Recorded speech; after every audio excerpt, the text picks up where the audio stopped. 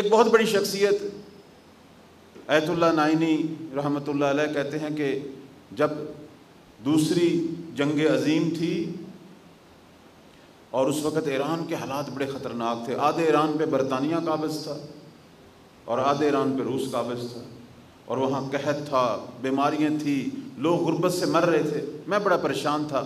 Najaf کے اندر یہ ہستی موجود تھی، کہتے اسی پریشانی میں سو گیا، خواب میں دیکھا ہے کہ ایک دیوار ہے جس پہ ایران کا نقشہ بنا ہوا ہے اور دیوار گرنے والی ہے، نیچے بچے اور خواتین بیٹھے ہیں۔ تو میں نے دیکھا زمانے کے امام تشریف لائے ہیں، اپنی انگلی سے دیوار کو سیدھا کیا اور کہا اے نائنی پریشان نہ ہو، یہ ہمارے شیعوں کا گھر ہے، ہم کبھی بھی اسے گرنے نہیں دیں گے۔ یہ اس زمانے کی بات ہے۔ وہ حیران ہوئے کہ کیسے ہوگا، اور دنیا نے دیکھا کہ روس کو بھی بھاگنا پڑا، برطانیہ کو بھی بھاگنا پڑا، امریکہ کو بھی بھاگنا پڑا۔ آج وہی ایران امام کی برکت سے دنیا کے سارے شیطانوں کو للکار رہا۔ یہ صرف ایران نہیں، ہر جگہ پہ، یمن بھی ایسے ہے، بحرین بھی ایسے ہے، عراق بھی ایسے ہے، ہر جگہ پہ، جہاں بھی، لبنان بھی ایسے ہے، جہاں بھی شیعہ اپنے مولا کی اقتداء میں ایک قدم بڑھاتے ہیں، مہدی ان کی عظمت کو 10 قدم بڑھا دیتا۔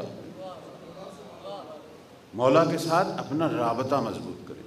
یہ تو وہ حالت ہے کہ ہم نے ابھی کچھ کیا نہیں، امام کا اتنی ہمارے ساتھ قربت ہے، لیکن اگر ہم کچھ کرنا شروع کر دیں اپنے مولا کے لیے، امام تو ویسے ہی ہم سے اتنے قریب ہیں، لیکن اگر ہم اپنے امام کے لیے کچھ کرنا شروع کر دیں، مثلا ان کے فرامین پہ عمل کرنا شروع کر دیں، اس وقت پتہ ہے کیا ہوتا ہے؟ اس وقت وہی امام ہم سے محبت کرنا شروع کر دیتا ہے۔ ابھی تو ہم محب ہیں نا، ابھی ہم محب ہیں، وہ محبوب ہے، لیکن جب تو اس کی مرضی پہ چلنا شروع کر دے گا پھر وہ محب بن جائے گا، تو محبوب بن جائے گا۔